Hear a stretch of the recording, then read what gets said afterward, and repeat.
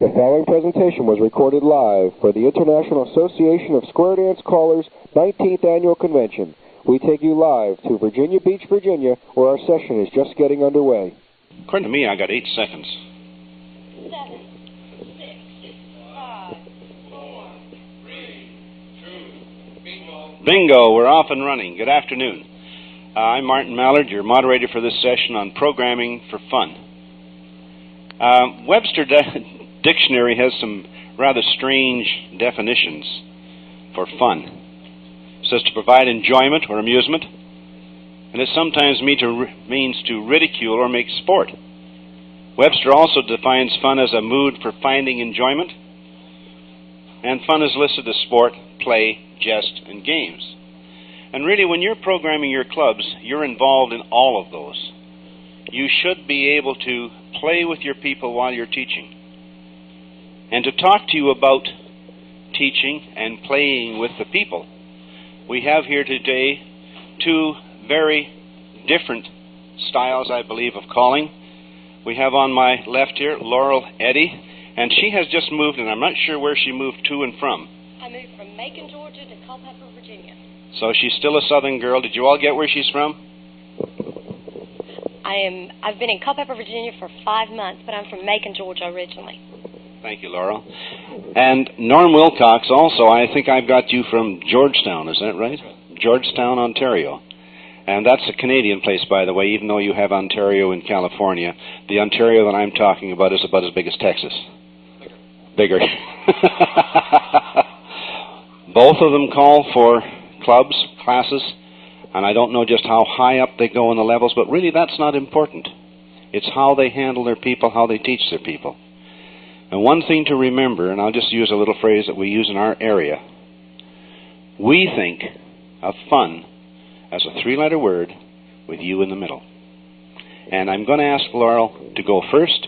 She's first alphabetically, and she's the lady of the group, so here we go. Thank you, Martin. It is good to see all of you today. Whenever I've done panels or anything, I always felt at ease because I don't tell jokes very well. But I'm going to keep you awake, and I decided that I would start off with a joke. I know, kind of.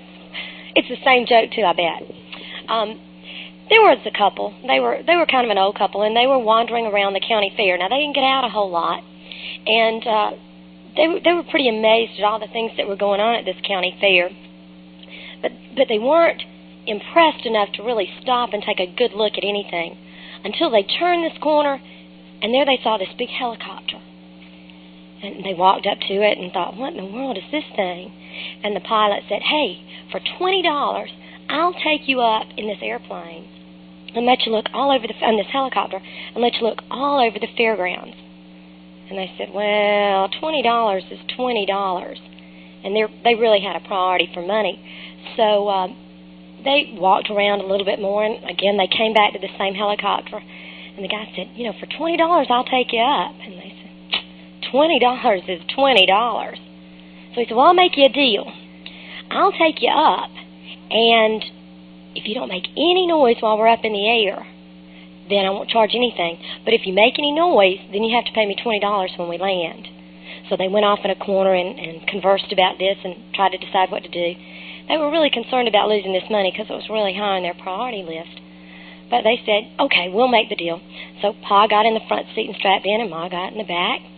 And they went up. First thing the pilot did was just whoosh him right straight down. And he dipped and dived all over the place, trying to really startle him. Not a sound. So when he landed this plane, he turned to Pa and said, you know, I cannot believe it. You sat there through that whole thing and didn't make a sound. Pa looked at him and said, yeah, that first dip when Ma fell out, I got a little concerned, but, you know, $20 is $20. They had their priorities. They knew. Well, that's what I'd like to talk about today. If you notice on the handout, I subtitled my session, my portion of the session, A Time for Priorities. Now, as I looked at the topic of programming for fun, I began to acknowledge once again that fun is the #1 priority for our dancers. And it's not our perspective of fun that counts, it's their perspective that we really have to take into account.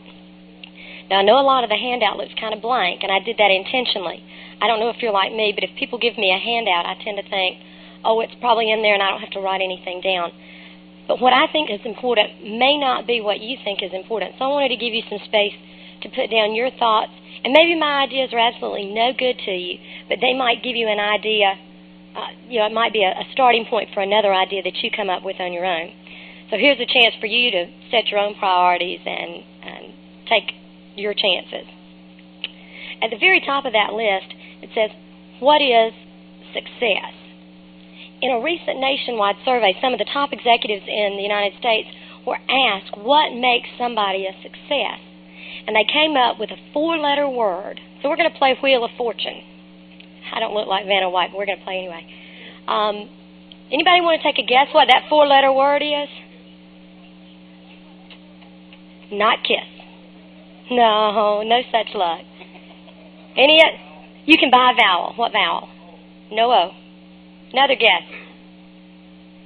Give me a letter. Somebody. No E, no N. There's an S. It's in the third blank. Give me another letter. T. No. Come on, y'all know the alphabet. Help me out here. No L. No A. No A. There's an R in the first blank. Anybody know the word?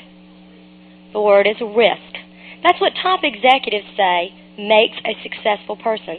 Someone who's willing to take a risk.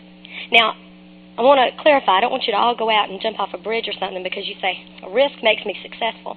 There's a difference in risk and danger. Climbing a mountain, if you've been trained, is a risk because you've had prior training.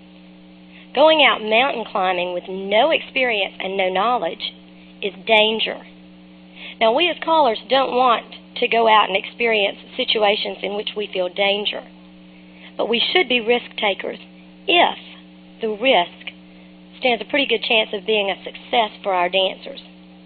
So the key is to plan ahead and prioritize your goals for any evening of dance that you're going to do, no matter what the level, and then be flexible enough to sort of roll with the punches.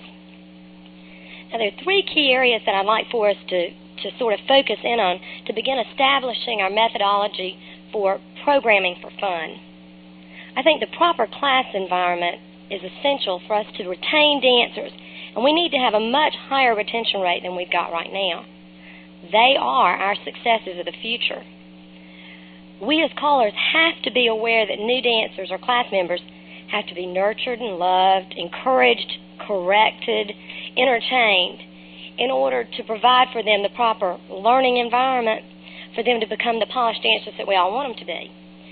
They then become advocates of the activity.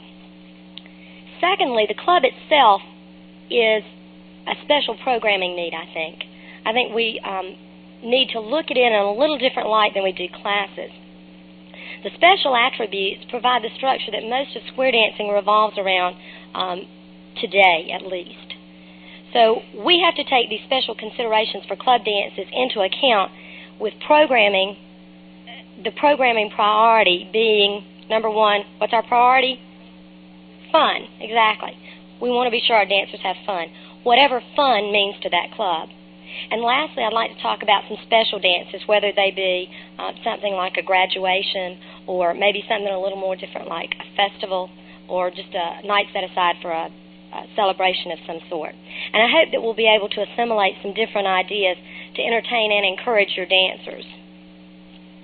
The class level is our bread and butter, folks. We as square dance callers have to depend on them for the future of the activity.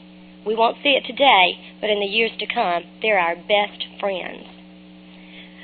As such, we have to program our classes with dances and with a program that assures that they're going to enjoy it and that they're going to succeed.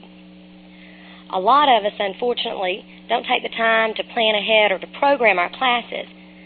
You know, there are those of us who would never think of walking into any other kind of dance without some kind of program, at least in our minds. But we'll go into a night of class without ever having thought about what we're going to do. I mean, we haven't looked at what we did last week since we closed it up and put it in the briefcase last Wednesday night. That's really a shame. It's a tragedy. How can you expect a program in fun if we haven't even got a lesson plan and we don't know where we're going? We don't know what to review, and we certainly don't know what we're going to teach next. I think that when we're programming for a class, we need to be able to utilize many of the fun concepts that we use at some of the other dances. How about this? First, we have to prepare a guide. Now, this doesn't have to be set in stone, but we need a guide for our evening lessons. And that guide needs to be flexible. And then we look at how we can plug in some fun ideas into that lesson plan. How many of you begin your first night's lessons with a singing call? Show of hands. Okay, a few. How many within the first 3 weeks do a singing call? Okay, that's a pretty good number. This has been a debate that's been going on for a long time. I happen to think that singing calls are okay on a first night. I think it's a personal choice, but I think it gives the dancers a time to sort of relax and not feel quite as tensed up. On the first night of lessons, I teach circles, alamans, do-si-do, swing, promenade, and head ladies and side ladies chain. And with that, I can do any singing call I really want to, but I use the call just because. And the reason is that there's a portion in there where I think the dancers can sing along with me. In each of the figures, it says, because, just because, and then the record says, right behind it. So I like to do my because, just because, and then say it's your turn, and have them sing it back to me. That takes their mind off their feet, puts it on their mouth, and we're all much more comfortable thinking about what we're going to say than we are what we're actually doing. And I also think that this gives them a better sense of timing, because in order to sing, they've got to have a little bit of flow with it. If the group's really proficient, I go a little bit further. On the last figure, instead of just a head ladies chain and then a side ladies chain, head ladies chain back and side ladies chain back, I'll do it 8 times instead of 4 times. Yeah, I know, you're clipping time, I've heard.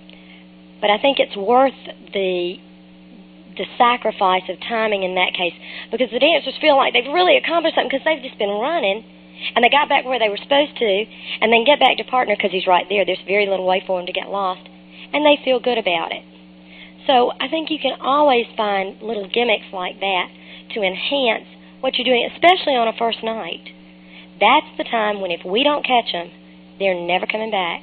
And somebody else isn't going to be able to get those folks in a dance night either. So you've got to have that enthusiasm and that spirit of fun, be willing to try some of those things. Another area that I like to consider in a club-level dance is music selection. I think it really makes a difference. You know, in our world today, unfortunately, there are a lot of people who have never experienced different styles of music.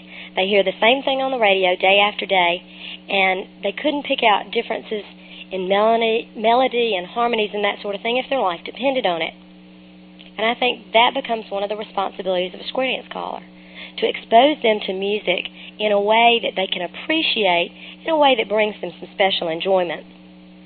I like to begin most of my dances for class with a hoedown especially that's very traditional. I want them to have a good time. I don't want to disillusion them. And most folks think of fiddle music when they think of square dancing. And then I began to build in some different types of music from there. And I think about the calls that I'm going to be teaching and how they can best be utilized in that singing call. If there's some relationship, great. If there's something that the dancers can sing back to me, or if it's a song that some of them may recognize from the radio, wonderful. Let them do that. Let them sing. Let them put in, if it's a 50s song, let them put in a twist somewhere instead of a circle left. Those things really make the difference. And your dancers can succeed. You're not asking them to do anything that they don't already know how to do. Now, when I go into the hall, I have this plan pretty well put together. And I know that there are going to be certain pieces of music in my case that will match certain moods. That doesn't mean that I have written down every single thing I'm going to do, and I'm going to use this pattern, and then I'm going to use this singing call. But it does mean that I have an idea of 2 or 3 pieces of music that will set the mood I'm looking for. And I think that's really, really important. You need to know the records in your case, because you need to feel comfortable in order for them to. It's amazing what a caller with a little excitement in their voice and a smile on their face and a real get up and go to their spirit can do to a sluggish floor. That is your primary job. And I also like to challenge my classes just a little bit. And here's one of the ideas that I use. But remember, a little bit goes a long, long way sometimes. Explain to the dancers that you're going to begin to abbreviate the figure of the singing call after the first figure. So you call it the first time through, and you can use this with any figure. I'll just give you this one. Head square through 4, do-si-do, swing through, boys run, Ferris wheel, pass through, touch quarter, scoot back, swing, and promenade. With each figure, you get progressively shorter in your abbreviations. So by the 4th figure, you're saying, okay, sides, go, and they're going to square through. Do, sw, and they're going to swing through. Boys are, they're going to run. Ferris, pass, touch, scoot, sw, prom, and away they go. Now, it'll work with any figure, but here's the catch.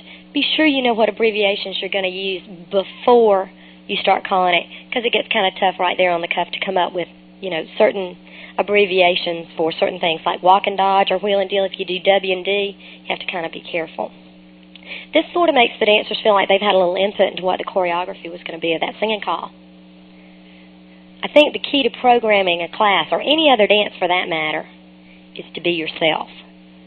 Whatever you do, be certain that it is really you.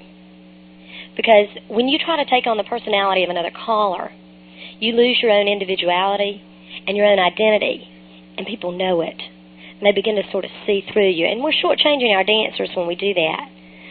Case in point, there are a lot of things that I can do that Martin's not going to be able to get away with. But there are things that Martin can do that they would bodily carry me out of the hall if I tried to do. There are just certain things that aren't me. And are you going to do any of those things, Martin?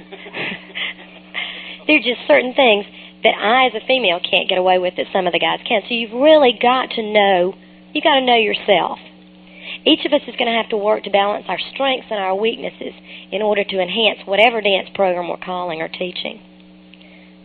Class dances are our future. They have to be a learning experience, or your dancers aren't going to survive out there, folks. I think we all know that. But you also have to give them a reason to come back. And that means come back week after week after week. So you, as the caller, are going to have to compete with Bill Cosby and HBO and Cinemax and the movie of the week. Be creative in developing the program that you're going to use, the plan that you're going to use for classes, and incorporate fun yet learning experiences through that. We need to assure our new dancers that they're not the only new dancers in the world. And that's quite a task. That's a tall order. Now, there's some other considerations that we need to think about when you're programming a regular or a club dance. How many of you call for a club that meets every week? Hands up. Okay. How many of you call for a club that only meets twice a month? Okay, some of the same hands. How about those that call for a club that meets once a month? Okay. Each of you has a different responsibility, and yet a different level of responsibility, and yet the responsibility is all the same. You have to keep those folks happy week after week, or you're not going to be calling for them very long. So when you're programming, consider the demographics of the group, consider the different ages, and then plan to target those different age groups within your audience. Give them different ideas. Keep them hopping. One thing that I've heard, and I have no idea where I picked it up, was lull them into complacency and then sock it to them. Con them into believing that you've got something really spectacular coming up, and then just do something that they're not expecting. Sometimes an Alaman left that you think is just right there, they've missed. So be sure to use that effectively. Now, I like to involve my club officers when they're getting ready to do the planning for the calendar. I think too often a lot of callers say, whatever you want to do is fine with me, just tell me what time to be in the hall and I'll be there and I'll call the dance. But we're leaders, so we need to do something a little different. What we really need to do is sit down and think about what is fun for our dancers. We need to compile that list, and then we, with our clubs, need to incorporate what we're doing for our dancers. We need to exploit those to the fullest. I know all of you have been involved in theme nights probably. A good source of ideas for that is American Square Dance Magazine. Used to be Best Club Trick. Now I think it's called Party Line. There are a lot of ingenious ideas that are just really spectacular, and they really do spruce up, a dull winter evening. Theme nights are great too, and usually all of us are going to have some kind of music in our case that's going to go along with some themes, like a Hawaiian luau. You might want to use something that has kind of a Polynesian sound. 50s music, probably all of us could pull out at least a couple that we've got, maybe not in the case that we carry all the time, but at home that would suit for that kind of a program. Or maybe a Valentine's Day dance where all you do is love songs. Another treasure that I think we often overlook is the knowledge that we possess in regard to specialized squares or special choreography and its uses. How about hexagon squares with 6 couples? Or 2 couple squares? Tandem squares? 2 people dancing as one person? Or the kaleidoscope squares that Gloria Roth developed? All of those are going to add variety at any level that you call. Dancers love it. Now, they don't love it if you call it 3 tips in a row. Okay, we're going to do a kaleidoscope square, and next tip we're going to do tandem. You know, a little goes a long way. But they do get very involved in seeing if they can make it through. Another word of caution. If you do some of these things, be sure you've done your homework, because a lot of times you end up with something that doesn't look exactly where you thought it was going to end, and you're scrounging around for a real quick get out, 2 calls or less, and there isn't one. So be sure you've done your homework. So be a Boy Scout, program and be prepared. Club dances are a great place, and in fact they are the appropriate place for you to check out choreography that you've written, fun choreography, different choreography that's exciting. Be sure you've worked it out in advance. It's also a good place to try out singing calls, especially if there's some gimmick. Randy Daugherty does Ray Charles, if any of you have ever seen, and he puts on the glasses, and he really looks like Ray Charles standing there singing Georgia. Those are the kinds of things that you're looking for, and your club's going to be able to give you immediate feedback as to whether or not that's effective. These are the people who see you every single week, so you need to plan, prioritize, and program a little extra to keep the pizzazz and the enthusiasm going. Lastly, there are a little bit different considerations to look at when you're talking about special dances. Often we're hired into an area and we don't know anything about where we're going, and we get to the dance and we haven't been told a whole lot about what's going to happen. So we all need to have a bag of tricks that we can pull from to keep those folks excited too.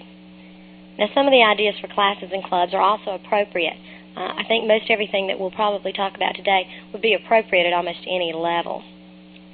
Now, I don't have a written program when I go out into those kinds of places either, but I do sort of have an idea of the music I'm going to use, or at least the type of music, some special choreography that I want to throw in. Each of us has some special gimmicks. This is a good time to use them. Bow to your honey and your partner, too. Ferris, what? No. We can do better than that. Ferris, what? Okay. Flutter, flutter, peanut butter. That works. Head square through how many? Oh, that's different. Okay, and they said I had a Southern accent. Those can really boost the energy level of your floor. Some slight modification to this, and I've heard it and you've probably heard it too, but we'll just touch on it in a minute. I'll give you part of the call and have the dancers respond to it. So we're going to try it, okay? You ready? No. Are you awake? Are you ready? Okay. Square. Wonderful. Flutter. Spin the. Bend the. Boys. Hey, ignore that for a minute. There's no enthusiasm out there. Why isn't it Ferris wheel? We got more wheel that time than we did the first time. Okay. On their tails, they're just not doing nothing out there. Oh, I tell you, the leaders. We did get into a bit of trouble, didn't we? Boys, and we didn't know. They could circulate, they could trade, they could run, so they could fold. They could do just any number of things. So be sure when you're doing that you give the dancers enough idea of where you're going next. Like boys with each other. Oh, thank you. Okay. How about boys run to the... Okay, depending on where they are, and they'll probably pick up on that. Now, there's certain places in a dance where that's going to be appropriate, and then there are other certain places where it's not. So you've got to be real careful where you use it. Keep it in mind as to where you want to put these kinds of things if you plug them in. This is really the caller's time to shine. So you need to plug in all your show tunes. And by show tunes, we mean all those pieces that you have a special flair for. If you do Elvis, you know, if you're really an Elvis kind of guy, this is the time to do Elvis. If you are a jazz or a blues, be sure you put those kinds of songs in your repertoire and really, really punch them out right here. You want to highlight your strengths and minimize your weaknesses.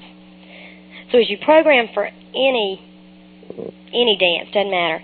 Wade Driver gave several of us this system several years ago at a national convention where CALLERLAB was having an educational program. And I've made some modifications of mine, but I'm going to try to give it to you like he did, because my system may not work for you. Wade numbered all his records 1, 2, or 3. And he may have numbered 4, but I used 1, 2, or 3. And the ones are the records that are real get up and go, you know, the real punchers. Y'all do that? Okay. The 2s are those that are upbeat, but they're a little smoother. One that I tend to think of as a 2 is Gentle on My Mind. It's got a real good, strong beat, but it's still a very smooth dance. It's not one that the crowd's going to be just roaring, but they're going to be smiling and peppy and moving right along. And then the 3s are the relaxers in your case, things like Summertime or any of those that are sort of slow and laid back and easy. In the beginning of the evening, you want to start the crowd off right. A lot of times, if the first tip goes well, you've got the rest of the evening pretty well licked. But you want to have ups and downs in your program. If you keep running on those 1s all night, those folks are going to feel like they've been going to a fire. So you've got to give them a break too. And you need to sort of level out in the middle. That might be the point where you want to sort of hit those 3s, let everybody relax and sort of slow down. Then you take it back up. You want to peak again to finish them out. You want the dancers to go away feeling like they've gotten their money's worth without being so tired that they feel like they're not going to be able to get up the next morning. There are an awful lot of ideas out there, and that's just what I've given you, just my ideas. They certainly are not all-inclusive, and they are certainly not the end-all. All of us have our own. All of us have to exhibit our own personality in doing that. But now's the time for us to be setting those priorities. There's no time like the present. No matter what's been going on in your club now, you can make a change. And your dancers are going to know it. They're going to feel like you are putting in something extra, and they're going to give you something back out. You'll be able to feel that exchange just almost immediately. We have to plan for fun. Now that sounds kind of funny, but you do. You have to plan in fun. Because if you don't, sometimes the dancers miss it. Our dancers have to come first. We've got to convey that we love what we're doing, and you have to love what you're doing in order to make it work. But we also have to be willing to take a back seat to their enjoyment as well. Sometimes what they really want to do is not what I want to do. That doesn't matter. It doesn't matter what Laurel Eddy wants to do today, because those dancers are the ones who are going to pay the bill. And we need to recognize them as that, and they become the best advocates that square dancing has ever had. So now's the time to set those priorities. Thanks. Thank you, Laurel. We're going to continue right along with the young man on my right, Norm Wilcox, and then I'm going to do a little bit of chatting, covering some of the things that they have covered, restating some of it, and then we're going to open up the floor for some comments. So, Norm, away you go. Thank you, Martin. Just as an intro, I'm primarily a club caller. I have a strong home club program, travel only on weekends. So my approach is going to be from a club caller standpoint. But square dancing is fun, right? We say it, we believe it, and we use it as an enticement, as a sales pitch to have people join our activity. And in my opinion, as well as what Laurel said, we as callers, to do our job, to a large extent, depends on how much fun our dancers will have. Now, when we talk about fun, there's fun and there's fun. And so in order to understand the communication that we're trying to get across, consider this. A young chap was going off to college. His name was John Dunn. And his mama said, before he left home, his mother said, now look, you're going to be away for 4 years, so keep in touch. Call us home every once in a while. Let us know what's going on. He went away to college, and in the 4 years he was there, he never once called home. Not even once. He didn't know what was going on at all. Just about the time he was going to graduate, his best friend was going to go to the same college. So John's mother talked to his friend and said, look, I haven't heard from John in 4 years. If you see him at college, would you tell him to call home? He said he would. He goes to the same college, and in 4 years, he never sees John Dunn at all. So he can't tell him. He gets a job after he leaves college and graduates, gets a job and ends up in New York City. And he's walking down the street, sees this big building, and over the building's a big sign, Dunn and Bradstreet. He thinks, golly, I wonder. He goes in the door, and he asks the receptionist. He says to her, do you have a John? She says, yes, it's down the hall, 2 doors. He goes down the door, opens the door, and there's a guy sitting on the stool. He says, you Dunn? The guy says, yeah. He says, well, call home.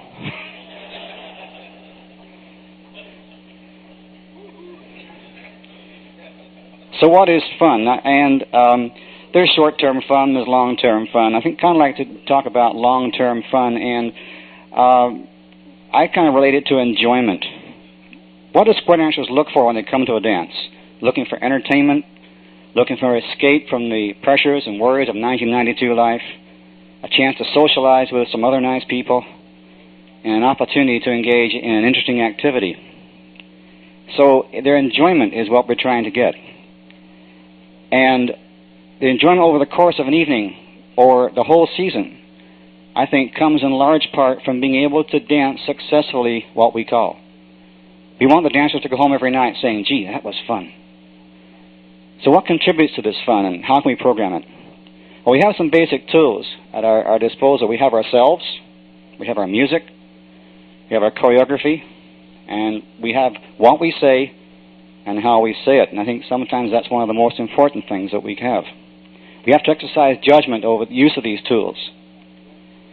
Some of the things which I think contribute to the dancer's fun are thorough teaching of calls in class or workshop, careful choice of music for each portion of every tip, good choice and presentation of singing calls, and Laurel touched on that in her presentation, good flowing choreography, wind in the face, choreographic challenges that allow the dancers to win, and I underline an exclamation point, the word win, showmanship, and sometimes some choreographic puzzles for dancers to solve. We're going to take a look at a few of those in some little detail. Let's make a statement. I believe that dancers will derive the maximum enjoyment and therefore the most fun if they can dance the material being called. It sounds pretty obvious, doesn't it? It doesn't always happen that way. There are 2 places where we generally work as club callers. One is in our class or workshops, and the other is at our club dance or festivals, special events. And in our classes, this is the one place, the first place where we really earn our keep. Because in order for the dancers to enjoy the dance and have fun, they have to be able to dance what we are calling. We've said that. Therefore, the start of programming for fun, I feel, is in the classes, in our workshops. Whatever we are teaching dancers to perform new calls, whether it's a beginner class, mainstream, plus, or advanced workshop, we have to do our job so the dancers understand the calls thoroughly. This process can't be rushed if they're going to succeed later. We must take the time to ensure that all dancers understand every call before we go on to the next one. If they're pushed through the learning process, they're going to get frustrated later. And being frustrated is not fun. We have to understand when our teaching that dancers learn in a variety of ways. There are 3 basic styles, I think, that dancers learn, or indeed a lot of people learn anything. One is, particularly dancing, some people learn through reading. You give them a definition, they can read it and they understand it. A lot of callers, a lot of us are that way. We can take a definition and we can see how a call is done. And some dancers don't really understand a call, so they take the definition home and read it. So we have to provide them with written definitions so they can do this. Some dancers learn through what they hear. You get up on the mic and you say, here, do this, do this, do this, and they do it, and they're successful. Again, a lot of us fall in that category. We can go to a dance and we can learn a call through the caller telling us what to do. A lot of dancers, though, don't really learn the call until they've done it. They actually have to experience the call. How does it feel like to learn this call? Most of the dancers, too, have a combination of these styles of learning, so we have to make sure that we cover all these possible styles. We have to give them definitions. We have to be very succinct and direct when we are telling them over the mic what to do. And then we have to give them a chance to experience these calls and do them.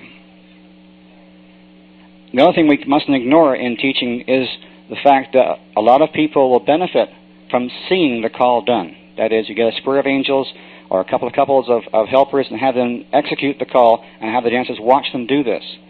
And I even heard it said that maybe we should think about going to the idea of using a video, of having a video, if you don't like having angels, have a video and watch expert dancers do each call. A lot of people can learn by just watching it. In our festivals, this is a short-term situation, I think.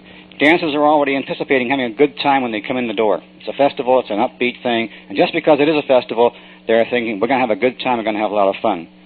And what we have to do there is let them have fun. This is where your entertaining skills come into the fore. This is where you can really turn on your entertainment skills and your showmanship skills, and you dress up that way in your suits and the hats and the boots and the flashing lights around the waist. That's your style, and you really give them a good time, and you're kind of enhancing what they're already expecting to get. And the other place where we really earn our money, though, is at the club dance. This is sort of where it's at. This is where most people are. And this is, I think, to use an overused cliche, this is where the rubber hits the road. This is the other place where we really have to work hard, because dancers come to us week in and week out, and they want to have fun week in and week out. So some of the things we might use at a festival, we can only use once or twice at our clubs, and it no longer becomes a new idea. They've seen it, oh yes, we've seen that before, and it becomes very blasé about it. But we do have an edge over the visiting caller if we're going to approach it this way, because we know our dancers. We know what they can do, what they can't do. The visiting caller has a disadvantage in the fact he has to find out what they can do, what they can't do. And so we have an edge over them. But because of the multiplicity of programs that are available, there's all the tendency for the dancers to feel that they should always be progressing to the next program. If they do this too fast, at a too fast a rate, they become frustrated. And frustrated dancers are not having fun. There are several reasons for them to rush on, and some of them we can't do anything about. But I think a lot of dancers move on because they're bored. I really do. And you see a lot of dancers kicking up and doing extra gyrations. I heard a caller one time say that if dancers are doing this, perhaps it's because, like a dog, they have not enough in their diet, and so they eat grass. You see a dog eating grass because his diet's not complete. Dancers kicking out their heels, I think, is something of that nature. They're bored, so therefore they've got to put something in of their own. So I think we have to provide them with interesting dances and wean them off this learning treadmill so that they don't keep rushing on and going to the next program just because it's the thing to do. We can do this within the bounds of the programs that we work with, without going to the next program to steal a call from that program. I think dancers like to be challenged once in a while, but dancers have to win. Again, that word win underlined an exclamation point. They have to win. If you're going to challenge your dancers, you have to make sure they win. And we can do all of this from within the programs that we're currently calling, plus the appropriate QS calls that we have. Now, we'll take a look at the list of calls for the program that you are calling. Have you called them all on that list? And if not, why not? I feel that it's our responsibility as a caller to call everything on that list every night, at least once, even the ones you don't particularly care for. Because a call that we might not like, the guy down the road does, and then you go to visit his dance, and he calls it, and they come back and say, hey, how come you're not using that call? So we have a list of calls. Dancers have the list of calls. Use them every night, even only if you use them only once. Have you called the calls from different formations and arrangements that are allowed?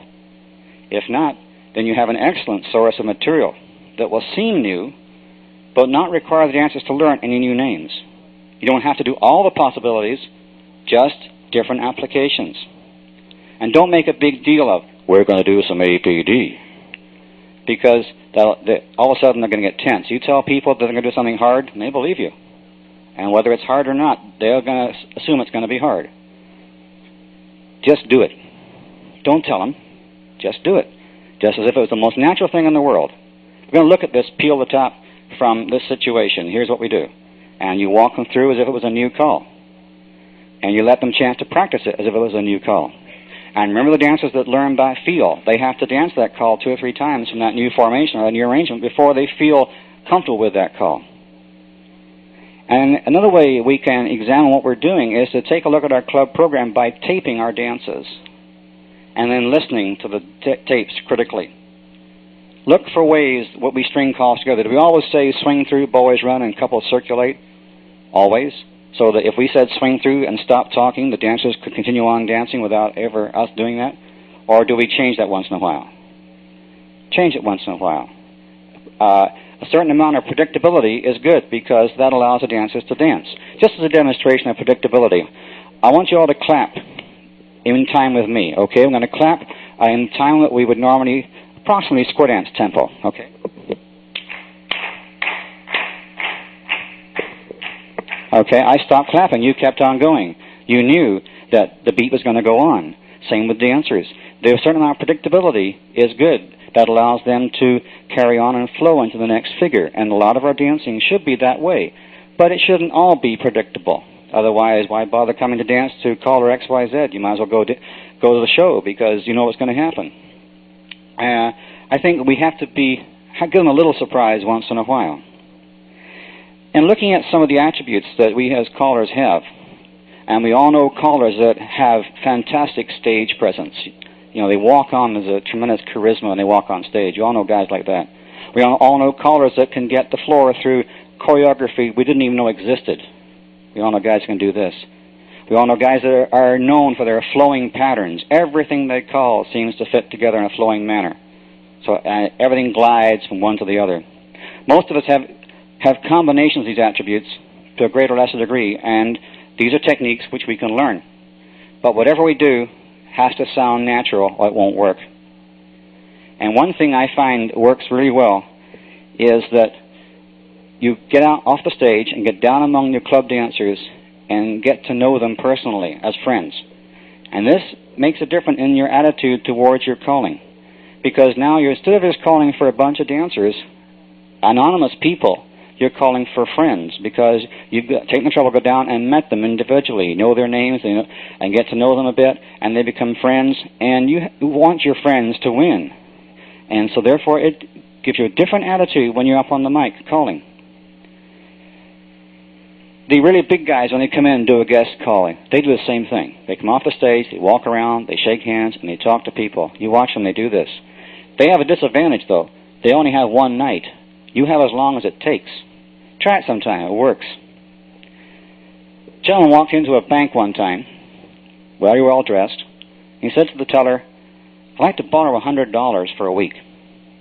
So the teller said, "Well, that'd be okay." But he said, "For that short term alone, I'll have to charge you 15% interest." The guy said, "That's fine." So he said, "Do you have any collateral?" He said, "If you look out the window of the bank," he said, "you'll see that Lamborghini parked at the curb. That's my car. Is that okay?" So the teller said, "Well, I'll have to check with the manager to make sure." So he goes to the manager and he says, "The chap out there wants to borrow $100 for a week and he wants to leave his Lamborghini as collateral. Is that okay?" And the manager says, "It's fine." He said, "That Lamborghini's worth $200,000. We can't lose." So the teller goes out, gives him the $100, gets the keys to the car, and away the guy goes. A week later he comes back, pays up the $100, pays $15 interest, and gets his keys back. And the teller says, "You know, I've been wondering about this. Why did you, a man obviously well-to-do, you own a $200,000 car, want to borrow $100 for a week?" He said, "Well, simple," he said. "I have to go away for a week, and where else could I find someone to look after my Lamborghini for $15?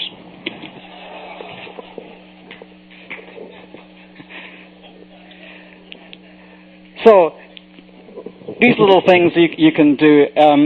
I don't advocate a caller getting up on stage and telling a whole string of jokes, because if people want to listen to jokes, they go to Yuck Yucks or the comedy club. But a little story, quick one like that once in a while, particularly if you've been working the dancers hard, I think pays off. And getting into showmanship just a little bit, and I'm not going to do a lot on this because there are tremendous showmanship sessions already at CALLERLAB. And one of the things I think we need to do is what I find very helpful is I'll get the tapes from the showmanship sessions. I'm driving to a dance. I'll pop one of those into the cassette of my car and listen to it. And you know, whatever you do all day, it's not usually calling dances. You're doing something else. You're either working or you're doing something during the day at home. And between that, getting in your car and getting to the dance, you have to kind of change your approach and change your build-up for this dance. And I find these tapes are just great for doing that. So get these tapes and put them in your car and listen to them. You get a lot of little ideas. Here's one little idea I picked up from a zero line. Touch a quarter. Now, we all know that if we circulate one position, we can have the boys run to an element left, right? If we touch a quarter from a zero line and don't circulate, we have the girls run and do a right and left grand. Both of those are simple little get-outs. It turns out that you can circulate on either of those cases as many times as you want to. You can circulate once, twice, 4 or 5 times. So what I do as a gimmick is to get them into a zero line, say touch a quarter, and tell them, now look, I'm going to turn my back on you. I want you to circulate any amount of times you want to, full circulates. When you're finished, let me know. And I turn my back, and they shuffle, shuffle, shuffle. Okay, we're all done. And without turning around, I say, okay, I'll do this very carefully. But showmanship, I think, is more a state of mind. Call our dances with enthusiasm. It's a strange thing about the mind. If you go to a dance with the idea you're going to have fun, you will. And so will the dancers. If you go to a dance saying, this is going to be a hard night, it'll be a hard night. And the dancers will have a hard time. And don't be like Sam. Sam, every morning Sam gets up, he says, gee, this is going to be a rough day. And you know, in 50 years, he hasn't been wrong once.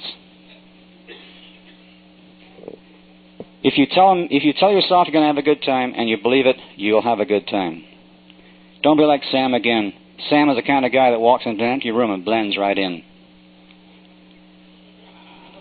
Think about that. Or he leaves the room and the room brightens up. One last little thing I'd like to talk about is the idea of puzzles. And you know what these are? These are little things where you get dancers in kind of off-the-wall situations. You have do this, do this, do this, and they kind of do kind of weird things, and they come out to an allemande left.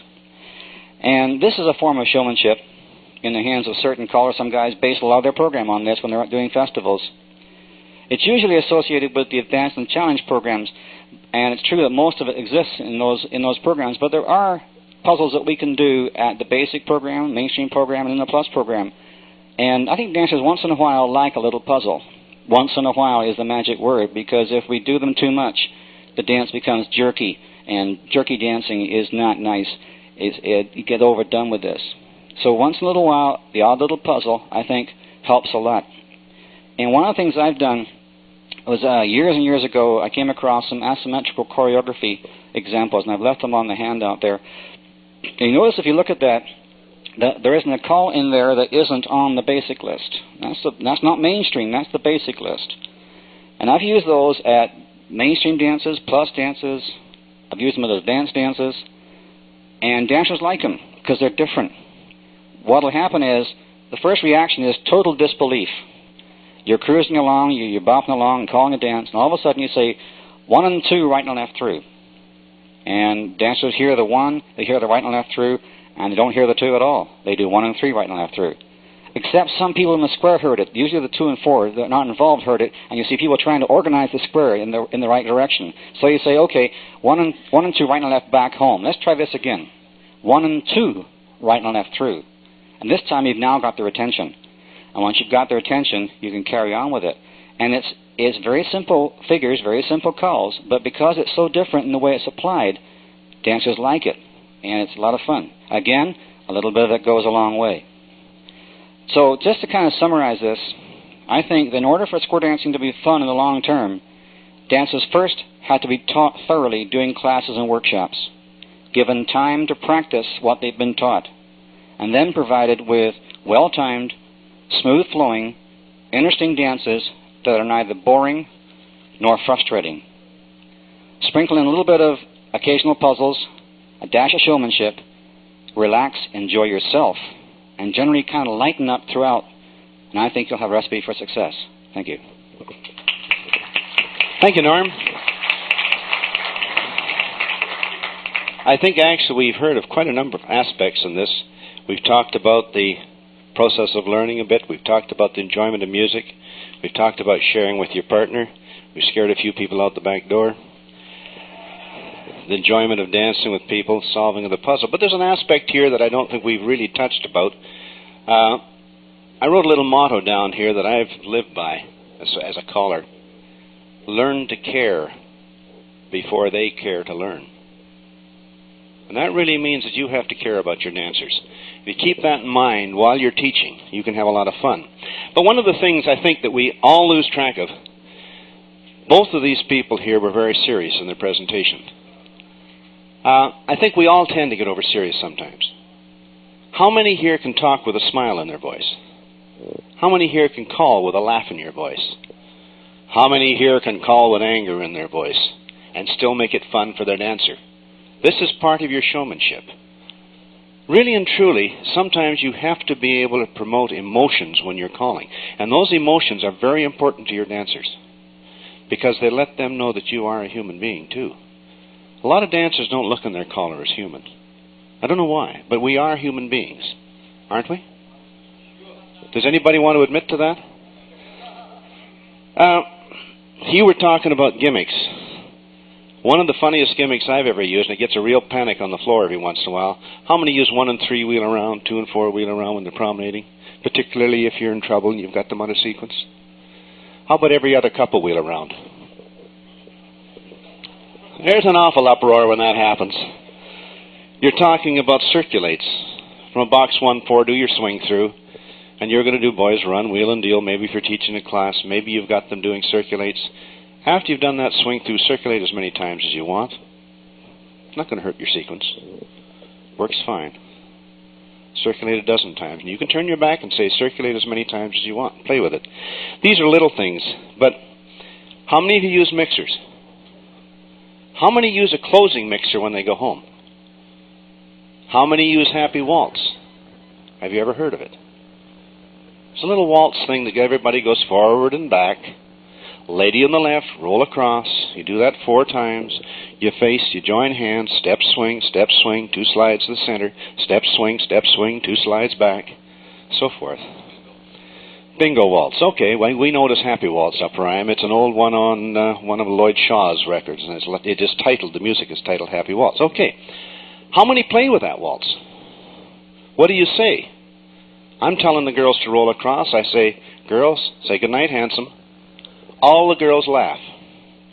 They don't think there's a handsome man in the crowd. The girl rolls across a second time. You tell the boys to say goodnight, beautiful, and they're dead serious. And all the girls light up and they smile. And because we have a Southern belle here, I have used what we call the English language presentations of goodnight. I say, do it Alabama style now. Good night, y'all. Do it Canadian style. Good night, eh? So these are the type of things we play with. When they come to face, we say to them, you're stuck with this one. And because it's a club, they know each other. We have fun. We learn to play with our dancers. What do you say when you square your sets? Head square through, blah, blah, blah, blah. Go on with your whole patter? Or do you play a little bit when that music starts? Squeeze your corner's hand for luck. Face your corner, take both hands, look her in the eye and say, be there, honey, when I need you. That type of thing. This allows them to play with each other. This is a little bit of showmanship, yes. But it's not the type of showmanship where you have to be a tremendous singer, where you have to look sexy. If you're male, you have to get those tight pants and so forth. If you're female, you have to have your hair done up gloriously. Some of them come by it naturally. No, I can't wear tight pants. If I turn around, well, anyways, I've developed since I started calling. But see, this is the type of thing. You took that, and I have used that with my dancers. I have used that exact line. I have developed, and I usually turn around like this when I say it. But these are the type of things. Don't be afraid to play with them. Maybe there's somebody out there that you've become friends with, and that's important. Be friends with your dancers. Get off that stage and get down there and meet them. Again, we're one of the lucky fellows. We have a hall that'll hold 8 squares right in our home. We teach our dancers in our home. And that has been the greatest experience for us because we're inviting them into our home to learn to dance. And they realize that. and they're more at ease. We're not working in the cold atmosphere of a hall. So that's one of the things that to me is very important, is letting the dancers know you, learning to communicate with them, learning to play with them. Play with them showmanship-wise. Maybe some of you have music that you're really good. Laurel touched on this, and so did Norm. The type of music that you use. And there's some good old music that people have used. How many use wheels when they're teaching? There's still a few of you as old as I am. That's terrific. Which? Somebody stole yours. How many use Light in the Window? The old Jubilee record? It's a nice piece of music. That's hard to get. I've got 2 copies of it, and no, I won't sell one. These type of music are relaxers. Be choosy in what you use for your music. Make sure that they can sing with it on occasion. And if they can't sing with it, give them the words. Sometimes you will have a dancer that's dancing close to you. If you happen to be like we are, we're calling right on the floor. Walk alongside of the square and pick one of them while they're singing and just let them get the words out. They'll jump right out of the square sometimes. Or if you've got a radio mic and you can maybe do it once, step down off the stage with that radio mic, call from the floor. Another little gimmick that I've used, and I lost the equipment to do it. I think I lost it, let's put it that way. And it plugs into my reset. It's a little timer. It picks the needle up and sits there. Take the radio mic down on the stage, be talking with people. It's hanging on your side. The record player will go click, start, and they all dash up and square their sets. Or sometimes they will square ahead of time, and this thing will trigger and away they go. You start calling from wherever you are. It's a surprise to them. You can't do it very often, but it is a surprise. It's a tool you play. And again, as a caller, you've got to learn to play with your people. If you stand up there and dead serious, but in playing, don't be insulting, don't be cutting, don't be sarcastic, don't insult people. And those are very important. If you have a partner that works with you, she will tell you when you're wrong. I'll tell you something I did the other day. We have a rather strange problem, square dance-wise, with our class. Because we're teaching them in our home, they have no executive. It's caller-run. All our clubs are dancer-run, all the ones that I call for outside of my classes. So they have their executives, they have their presidents, and all the things that go with these type of clubs. About 70% of the dancers in the last 5 years have moved into this one club. The dancers that were in these clubs have moved on up into other clubs that are dancing on different nights. They're still dancing with us. We haven't lost them. But they've moved into other clubs because of level and stuff of this type of thing. We now have a club of 12 squares who were beginners in the last 5 years, who have never been on an executive and never want to be on an executive because they've never had to. So now we've got a strange situation. And we were talking to the new beginner class this year, and we've started making committees. And I made the mistake of saying the dancers that have graduated over the last few years are spoiled. I had one girl tell my wife that she's going to go home, mark the dates on the calendar, and she's never coming back. So you've got to be very careful. I didn't think I'd insulted anybody, but I had. So you have to be very, very careful what you say in front of the people you're playing with. Get to know them, and believe me, let your wife get to know them too. If you have, or your partner, if you're a lady caller. Do you work with a gentleman at all when you're calling, or are you entirely on your own? She has a decided disadvantage then because she does not have a monitor on the floor, and that is a very, very important thing for you. That monitor on the floor can tell you a lot. One thing I do, and this is one thing I'm concerned about our square dance movement. When square dancing started in both our countries, and really around the world, because our square dancing has come from other ethnic types of dancing, it was a reason for gathering. Our people met because they'd had a birth, they'd had a wedding, they'd raised a barn, they'd built a house, harvest was over, and we had a party, and square dancing was part of it. Square dancing today, in a lot of areas, is not a party. It's a test of skills. The skill of the caller, the skill of the dancer, pitted against one another. We have become, in a lot of cases, puzzle solvers, and maybe very, very expertise entertainers in some cases, who can present the puzzle in a lot of fun. But we have taken away from the dancers the ability to enjoy each other. When you lose that, you don't have a club. You don't have a group of people that will come back week after week, except for the puzzle. And if the puzzle isn't good enough, they won't come back. But if they are there because of the people, they'll come back week after week, year after year. And keep that in mind. Let your people mix. How many here swing their corners and pass through to new squares? Wow, what a disappointment for me. How many people, when they square up, see the same square in front of them? How many of your people always dance with the same partner? I mean, let's be honest about this. When you go out and call and you look down on the floor, there's Mary, Joe, Bill, so forth around that square. Maybe in a little different order, but they're there. That's the type of thing that can be a problem in a club. These people like to succeed, but they're there for the puzzle. They're not there for the people. And we've got to get around that. This, to me, is where our fun is disappearing in the club, is that ability of our dancers to enjoy each other. Okay, I think I've lectured long enough. And that's almost become a lecture.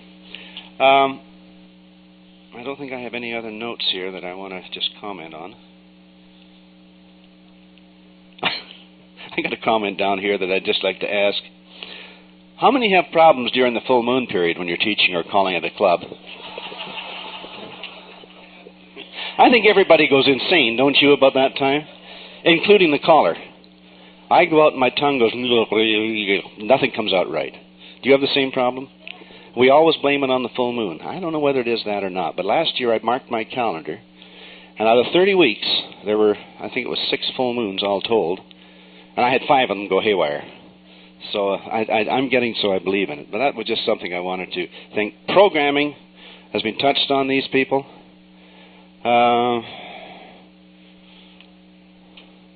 And let's just open the floor for questions.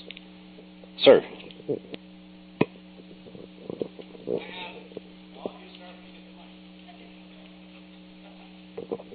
I have just a...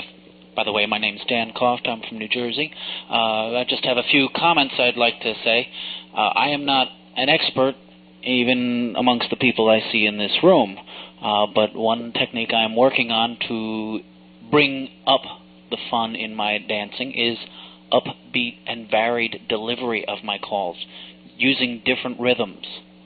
I can point at one person I know in this audience who could give you a really good example of that. In my classes, I use a club tip now and then to, now watch this, and I give the next possibly difficult thing I'm going to be teaching. Let them watch them in a dance sequence, not just demonstrated, but I let my angels dance. I will occasionally tell them, now here comes a hard one, listen carefully. But in my class, that's usually, I'll follow that with, I'll teach them something like pass through. A real hard one. Walk forward, pass right shoulders. You're done. They all laugh after that. I also, don't be afraid. I mean, you sort of stepped around it here, but don't be afraid to look silly now and then. They'll laugh with you. You never, ever want to laugh at them. Let them laugh at you sometimes, yes. That then is, if I'm making it that way, they're laughing with me. A technique I use for variance on keeping things interesting without making anything more difficult is a Sicilian Circle. A Sicilian Circle, for those on the tape and in the hall who don't know it, is you get one great big circle around the room, everybody facing promenade direction, then you turn every other couple around to face. So you've got alternating facing, and you can do a lot of things. Think about this one. Step them into ocean waves and do a spin chain through. My floor went crazy when I did that. They loved it. Wasn't hard, but they loved it. That's all the comments I have for here. Thank you.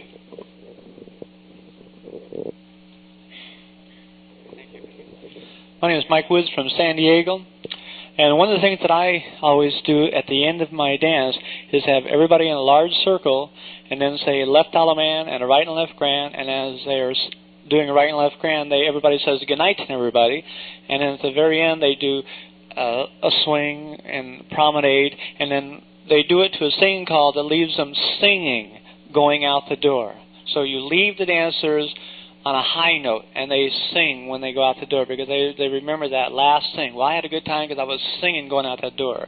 And whatever song that they can sing along with is, will achieve success, and that's what you want. You want to leave them leaving happy. Thank you.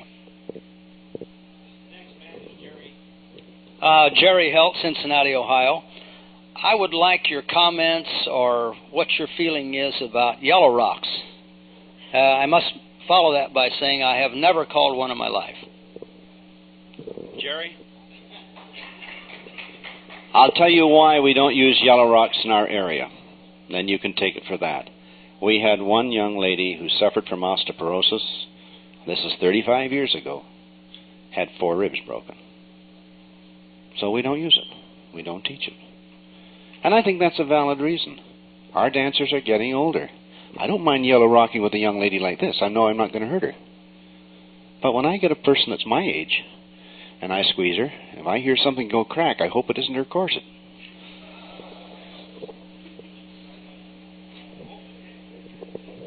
I've had the same experience. I haven't had it happen in my dance. I've heard it happen in the dance. Also, I've had gentlemen tell me, how dare a caller tell some other man to hug my wife? And I have used yellow rocks, but only every time I've used it is when they're dancing with their own partner. Like the last change in a singing call, instead of swinging the corner because it's their own partner, I'll have them do a yellow rock and say, oh, it's you, promenade home. Where I'm from, we do an awful lot of yellow rocks. I don't call them. I think people ought to have the prerogative to choose who they want to hug and who they don't. So there are callers who do, and I think if that's your style, then that's your choice. But realize that you may offend some of the dancers in that too. Some people are just more confined and more closed, and they'd rather shake your hand. So you have to give them that choice. Same thing goes with the kiss that you give people. It's surprising the number of people you come up and you shake their hand, and as a caller they'll lean across, they'll kiss you on the cheek. I have yet to turn and kiss anybody on the mouth. If they attempt to, I turn my cheek. I've been called out on it, but that's my preference. There's only one person that deserves that as far as I'm concerned. Mike McIntyre, Winchester, Virginia. I like what you said about keeping the social aspect into the club. I picked up a record. You can write this down. Friendship Ring. I believe it's on Prairie Label. Okay? I use this at my clubs, and I thought if I use this every week, they're going to get tired of it, right? I didn't use it once, and I was called on it for it. Right now, I'm recuperating from surgery, and other callers have called my dances. And the one thing that they asked, we want your record, because we want that caller to use it, whoever it is that's going to do my club. Okay? I get the club in a big ring, right hand over left hand. They get together. It's a waltz. They weave back and forth. The music plays through once. I sing it. The second time it plays through, I give them the words, and they love it. And it keeps the club together individually. Use it. Hi. I'm a Laurel from Pointe Claire near Montreal. And we love yellow rocks. Of course, in Quebec, we're a little bit sexier, perhaps, than they are in Ottawa and so on.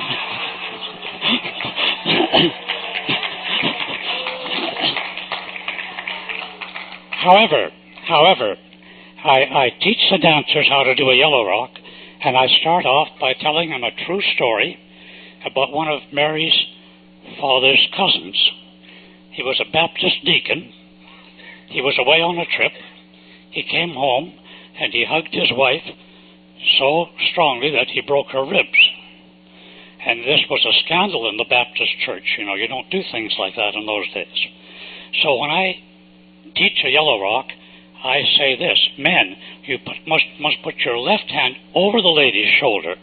You can put your other hand around her waist, and then you are not going to break her ribs. So they, with the story ahead of it and the teaching, I don't know if they all do it that way, but anyway, we haven't had any complaints about yellow rocks. In fact, We like them. I'm trying to figure out what the last name, how he's French. Majerison, is it? Just a little comment. Oh, we got one more comment here, and then I'm going to wind up. Come on up. One thing, we were talking about definitions now. I want to ask some of you, some of the calls you make up names for. I used to call a thing called Billy Saul Estes, do Billy Saul Estes. How many of you in this room remember this? You say, I don't do that anymore. That's a wheel and deal, you know. And then you do a milk or magnesia after that. That can be a pass-through, you know. But anyway, the other thing I do that was mentioned about the circle and everybody telling each other good night is I always put the music back on the record as the dancers leave the hall. So that music is playing, and that kind of helps them do the singing as they go out the hall. I'm Randy Page from Danbury, Connecticut. The comment that I had is we've been talking about dances, but I think we also, for a moment, need to talk about classes. And it is every bit as much important that we allow for playtime within our classes. Okay? Yes, we're teaching the dancers, and that's our primary goal that evening. But my philosophy of classes is that the people who walk out of their class that evening with a smile on their face are the ones who are going to walk in the door the next week. That's very true. Playtime starts at 8 o'clock in our house and finishes at 10:30. And we serve lunch afterwards. Seriously, don't say poor guy. That's one of the best things you can do, is have lunch with your clubs afterwards. Sit down and visit with them. Take 15 minutes. It takes time, it takes money, but it's the best investment you'll ever make, keeping your club together.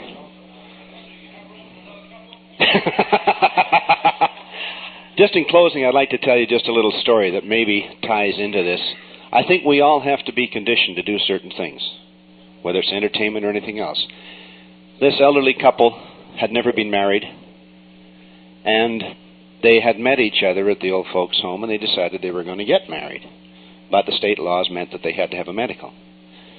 So they both went down to the same doctor, and they were there having their medical. And the doc's pretty curious, because here they are, both in their middle 70s, getting married, and he says to the lady when she goes in, he says, you're in beautiful physical shape. But he says, I'm curious as to why at this stage in life, you've never been married, and all of a sudden you're getting married. And she says, well, I've worked hard all my life. I ran my own business. And she says, I thought I'd like to have an heir to leave my money to. Well, the doctor's eyebrow just went right back over his. And so he said, fine. Sent her back out. Her husband came in, and he was in fine shape too, her husband-to-be. And he thought, I'm going to ask him the same question. So, same type of thing. I worked hard all my life. I got a fair bit of money. He said, I'm well set. And he said, I'd like to have an heir to leave this to. So the doc said to himself, I got to talk to these two. It's obvious that they're lacking in education. So he called them both into the waiting room, and he congratulated them that they were both in very good physical shape, and he wished them all the best in their future marriage, long years and everything. But he says, there's one thing I want to tell you. He says, you may be air-minded, but neither of you are air-conditioned. So remember, you have to be conditioned for whatever you're going to do. You have to have a mindset to go at it. There's one other reason. A young lady was just talking to me about food in the Square Dance Club. There's one other reason why we have it. Unbeknownst to most of us, we have diabetics square dancing with us. You may at some time send a diabetic away from your square dance class in a state of diabetic shock because they have not had something sweet before they left. And that's dangerous.